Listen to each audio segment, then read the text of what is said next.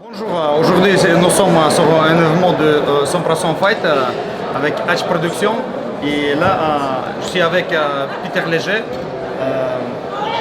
mon ami et double champion en Europe, European Beatdown et Sachet.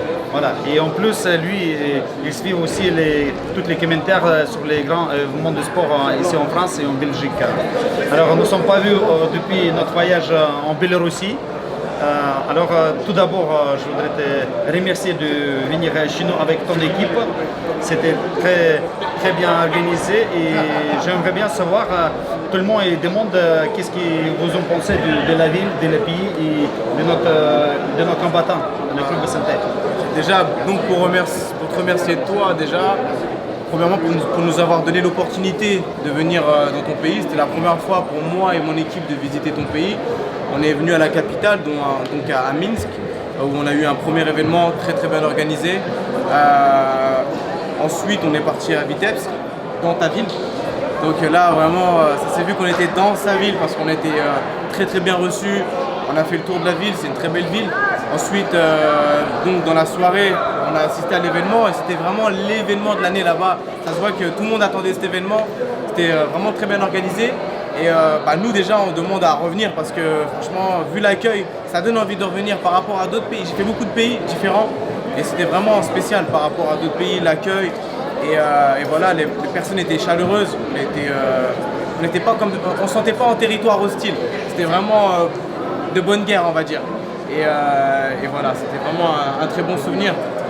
Et ça se voit qu'il n'y a pas une grosse différence, vraiment ils ont cette culture MMA et cette culture MMA elle est vraiment, c'est pas que dans les grandes métropoles où on entend parler que Paris ou dans les grosses métropoles, on voit que là-bas aussi c'est vraiment développé, ils ont une belle académie, MMA Academy je crois.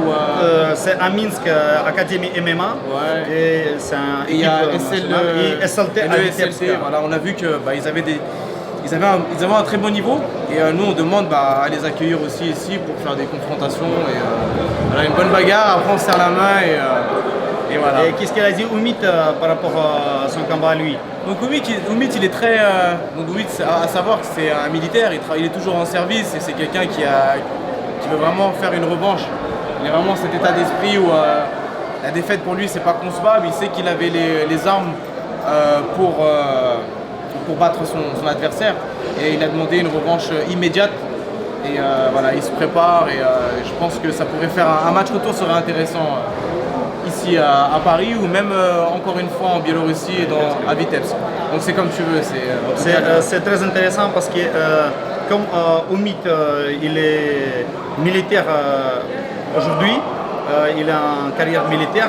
On n'a pas parlé de ça, mais Dmitry Mikhailov, il est aussi, il a passé son service régulier dans le Spetsnaz MVD chez nous en Biélorussie.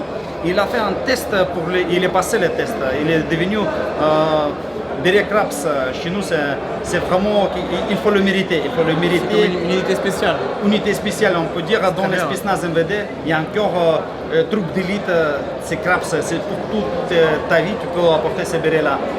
Mais comme Dmitry Mikhailov, il est assez timide et il ne veut pas trop afficher son passé de ce côté-là, mais j'aimerais bien afficher moi-même.